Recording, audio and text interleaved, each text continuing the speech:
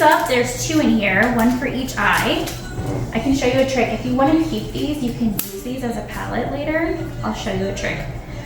I'm going to show you, these are, my camera's in so tight. Do you see how they're like mirrored? There's a skinny side and then a wider side.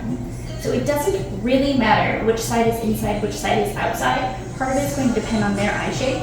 My preference is to put this wider in towards their nose. There's more material here to hold it down. So that's my preference. If someone has a different eye shape, sometimes reversing that makes sense. A wider side over here. And do you see how we've got this curvature around here? And then do you see how it kind of stops curving about right here? And now we have a straighter over here, and over here on the opposite side, we've got this curve. It's still curving, and then it starts to straighten out. Do you kind of see that? Does that make sense? This is where I want you to aim for the inner corner of the eye. If we line them up right here, we're going to get this weird gap. I'll show you what I mean.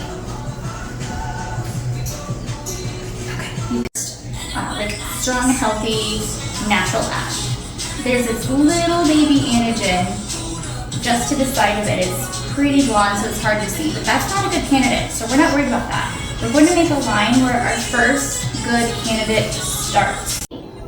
So now we have our inner corner, inner middle section, and then our center section. Now last over here, right, we've identified center, we've identified outer corner.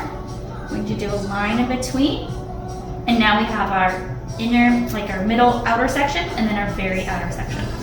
So we have 5 sections, 6 lines, but 5 sections. 1, 2, 3, 4, and 5.